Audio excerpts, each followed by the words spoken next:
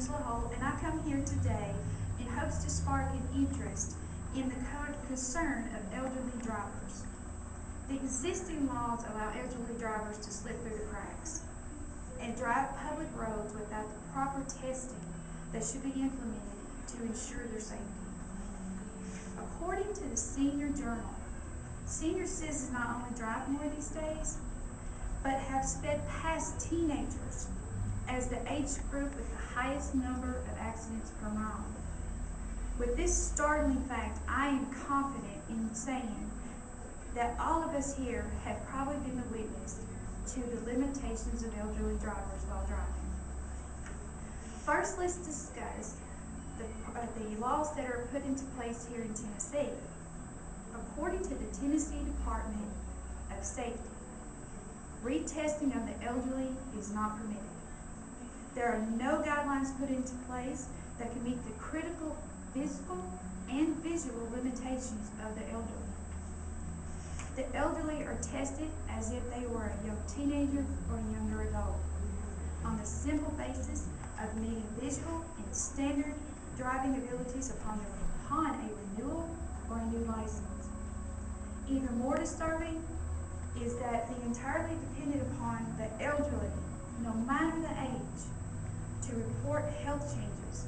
And this is a flaw because it can concern in dishonesty. However, if one is tested, they are measured against only diseases that cause visual impairments and disabilities that cause the loss of consciousness. Alzheimer's disease, which is the #1 leading disease among elderly, is not mentioned. It is not measured against when testing. According to Robert Powell, a Wall Street journalist, the assessment of a driver fitness in all states is not comprehensive because cognitive and physical functions are generally not evaluated to the same extent as visual.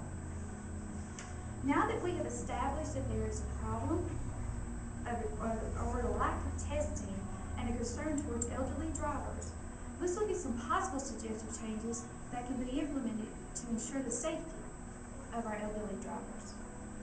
1. The law can change to mandate a mandatory screening both on a physical and visual level starting at the age of 62 and thereafter every 2 to 3 years.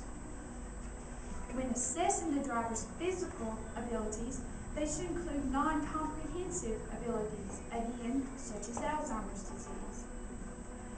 Suggested by the DMV, smarter cars can be built in offering advances such as automotive collision warning systems. These systems would allow the driver to be warned if they're too close to an object. But the most important suggestion is that of family intervention. If the family is given the right tools through a physician or through the internet, the family can help the transition through the testing process or through not letting them drive. That is the hardest thing, is to let go of such a luxury that we have. But with this, families can have, this is the biggest, how would I put it? This is I don't know, I would say it would be the hardest thing to do is to tell someone that they can't drive.